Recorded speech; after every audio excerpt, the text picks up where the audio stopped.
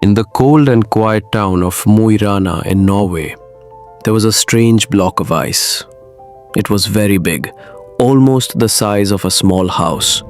It had been there for many years, maybe hundreds. People in the town called it the heart of ice. Nobody knew where it came from. It was not like normal ice. It never melted, even when the sun was strong. It didn't break, and it didn't get dirty. It just sat there, silent and shining. One morning, something strange happened. The block of ice moved. It didn't roll. It didn't slide down a hill. It moved slowly and smoothly, like it was alive. It left behind a long trail of frozen ground. People came to look at it. Some were scared, others were amazed. Scientists brought cameras and machines. They could not believe what they saw. The ice was moving by itself, and it was heading south. Every day it moved a little more. People followed it. Reporters, scientists, travelers, and even monks came to walk behind it. The ice block did not stop. It crossed roads, rivers, and forests. It froze everything under it but melted nothing around it. It seemed to have a mind of its own. The news spread around the world. A giant ice block is moving from Norway on its own. Everyone asked the same question: where is it going? As the ice moved through Sweden and entered Denmark, people began to notice something else. Wherever it went, strange things happened. Flowers started to bloom out of season. Snowflakes fell from clear skies. Animals that had not been seen in years walked near the ice block but never ran away. Some people said they heard whispers in the wind. Others said they dreamed of snow, even in warm places. When the block entered Germany, a group of quiet people began to follow it. They called themselves the Ice Whisperers.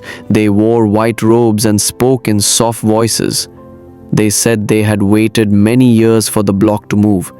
They believed the ice had a message for the world. One man asked, curious, "Do you know where it's going?" The leader of the group smiled and said, calmly, "To Libreville." Surprised? "Libreville," the man said, disbelieving. "That's in Africa." The leader nodded, resolute. Yes, the heart of ice is going where it has never been before. People thought this was a joke. How could a block of ice go from snowy Norway to hot sunny Africa? It didn't make sense. But satellites showed the ice was going south, and if it kept moving in that direction, it would reach Libreville. Nobody knew why. The ice continued through Europe. It passed over bridges and through tunnels. It moved through cities and farmland. In some places, it caused traffic jams. In other places, people built paths for it. They did not want to stop it. They just wanted to watch. One night, while moving through the mountains of Switzerland, the ice glowed blue in the dark. People saw the light from far away. Some thought it was magic. Others thought it was just reflection.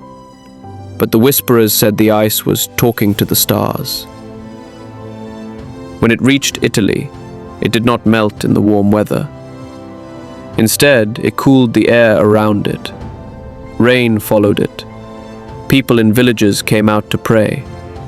Old men told stories of ancient times when ice like this came before great changes in the world. In the middle of Rome, the ice stopped for one full day. It had never stopped before. Scientists rushed in with their tools. The block pulsed like a heartbeat. Cameras recorded low sounds coming from inside the ice, like deep breathing. And then, the next day, it started moving again. Down through Sicily, the ice crossed the sea. Boats followed it. It floated gently on the water, but never sank. Fish swam beneath it. Dolphins jumped near it. No one could explain how it floated so easily. When the block reached the coast of Africa, people were waiting. Dancers, singers, and drummers welcomed it. They said the ice was a guest from the north. Children placed flowers on its frozen sides. The ice glowed again, and the ground shook softly. Through the deserts of Algeria, the ice did not melt. It froze the sand under it and turned the heat into cool wind. In the hottest parts of the Sahara, the ice block made small rivers appear from the ground. People who had never seen water in years drank happily. They called it a blessing. The journey became bigger than anything. All news stations followed it. Millions watched live videos online. Some said the ice was a sign from nature. Others said it was from another world. Still, no one could explain how or why it moved. Now the ice block had almost reached Libreville, the capital city of Gabon. It was only a few kilometers away. People had gathered from nearby villages and faraway countries. Some had walked for days just to see it. The city had never been this crowded before. The government closed some roads, made space near the forest, and even built a platform where people could stand and watch the ice as it arrived. The air was warm and humid, but around the ice block, it was cool and fresh. Flowers bloomed near its frozen trail. The animals in the forests near Libreville, monkeys, parrots, even shy leopards, stood still. Children stood on rooftops. Elders sat in chairs. Drums stopped. Cameras recorded. Drones hovered above. And the ice moved right through the city streets without a sound. Some people knelt down and prayed. Others cried. But everyone felt the same thing inside: peace. The ice reached the beach. There, at the edge of the Atlantic Ocean, it paused again. The water in front of it sparkled. The sun was bright. The sky was clear. And yet the ice did not melt. The whisperers stood silently behind it. They closed their eyes. One of them spoke. The ice remembers. The journey continues. And then something unexpected happened. The ice block split. Not in a way that broke it, but in a way that opened it. A soft white mist came out from the center. Inside, people saw what looked like lights, tiny stars floating in the core. It was beautiful, like watching the night sky inside frozen glass. But it was not a star. It was something older, something alive. And just as quickly, the mist faded. The ice closed again. But the people who saw it would never forget.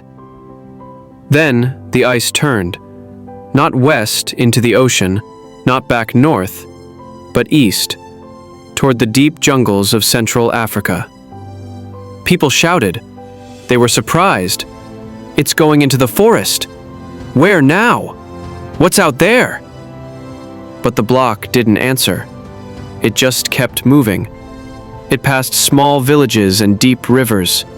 It slid through areas with no roads. It did not break trees. It moved through them like wind. Forests cooled. Rain fell. Animals gathered around it like an old friend had returned. Some people who had followed it since Moirana were still walking with it.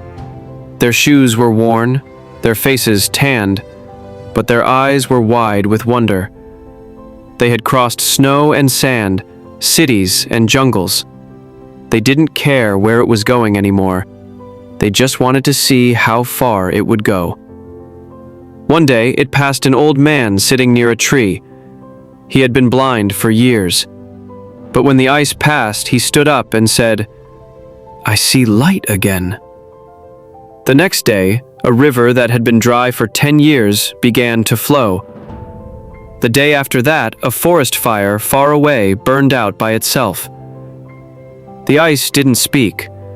It didn't make sounds, but it changed everything it touched. It moved deeper into the jungle. Some say it's heading toward Congo. Others believe it will turn and go to Ethiopia. Some think it will go all the way to the Indian Ocean. A few believe it may rise into the air one day, floating like a balloon of frozen air.